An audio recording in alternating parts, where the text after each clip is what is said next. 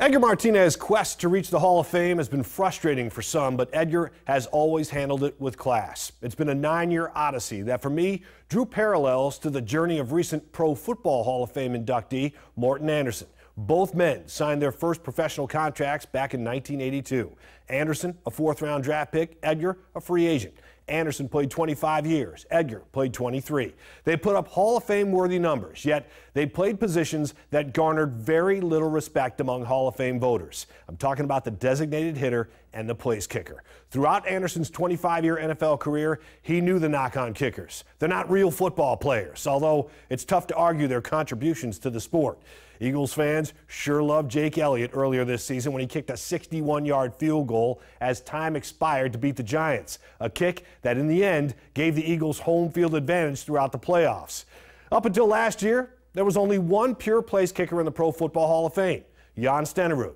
There were technically no designated hitters in the Hall, unless you include Frank Thomas, who spent 57% of his playing time as a DH. Edgar finished his career at 68%. The DH and the PK are hired guns. They get called on to do one thing, connect.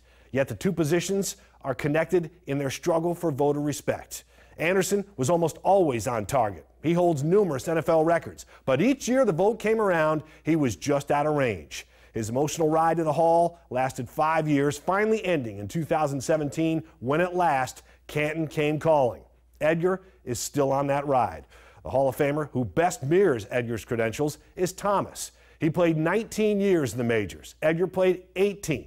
They each won a batting title. And while Edgar had a better batting average, 312 to 302, he fell short of Thomas in total hits, home runs, and RBI. We can compare baseball stats until it's mind-numbing. But in Edgar, we're talking about a player several Hall of Fame pitchers feared most. Randy Johnson, Pedro Martinez, and future Hall of Famer Mariano Rivera all said Gar was the one hitter they hated to face. Edgar had a lot of success facing Rivera, compiling a batting average of .579 against him, which included 2 homers and 3 doubles. How do you explain it? Some guys just have another guy's number.